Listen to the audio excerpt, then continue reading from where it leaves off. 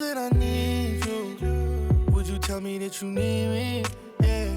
If I tell you all my feelings, would you believe me? Yeah. What if I told you that I love you? Oh, wow. Look at that ceiling rose and this light. It's spectacular. It's like literally drew my eye straight up here into the centre of the room, accentuates the heights of the ceilings. It's absolutely beautifully Art Deco. It's 1930s.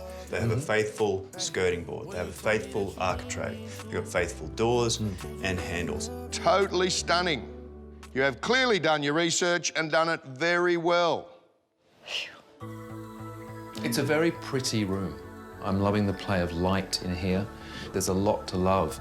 Feels very restful and relaxing. They have created a room here that's got a beautiful vintage feel, but it feels modern too. This is a pared back deco in the type of architraves they have.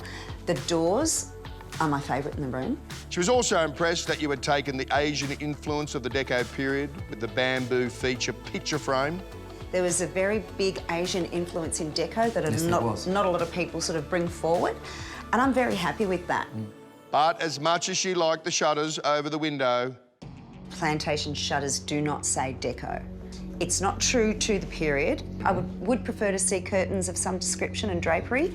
Because curtains and drapery would have been the traditional window dressings of the period. But not only that, it says luxury in 2020 as well. Yes. the judges all agreed that the use of green in here is beautiful and restful. I absolutely love it. I'm looking at that bed and thinking that the combination of the greys and those pale greens has been so beautifully done. And to pick sheets that have got that marble vein running through them too, that's a very subtle but very clever way of bringing deco into now. Top marks. Great choice of tub chair too, and the table beside it. But Darren noted... We have a chairside table here, not bedside tables, but on the other side, we have a pot plant. Irrespective of whether it's a guest bedroom, people need bedside tables. Yes. at least on one side of the bed. However, I love the choices that they've made uniformly through the whole room. The handles on the wardrobes are delicious, he said. Look at those handles. I'm loving those handles. Like, They're so different. yum. Spot on for the era and for this room. The choice of laminate on the doors is great too. This, to me, is a very bold choice. This is like a statement that we're going to be contemporary with just the softest and most subtle touches of period, which I like. Execution-wise, the paintwork is quite literally perfect.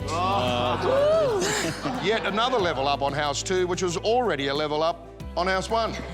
How is this week one? They have set the bar very high. Shona was impressed that this was now the third house they'd been in, which presented with both reverse cycle floor grills and hydronic heating. Oh my God, how good are these rooms going to be? They're going to be toasty in winter and really cool in summer. To sum up, Darren said this is a very successful start for you in this series.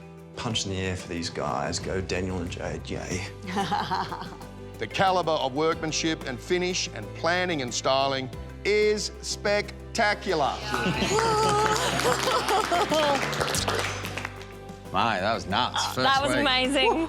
Great team. Yeah, no, look, it worked well. Yeah. We've had a bit of a bumpy few days at the start, but Super proud. Yeah, Yeah. yeah. Yeah.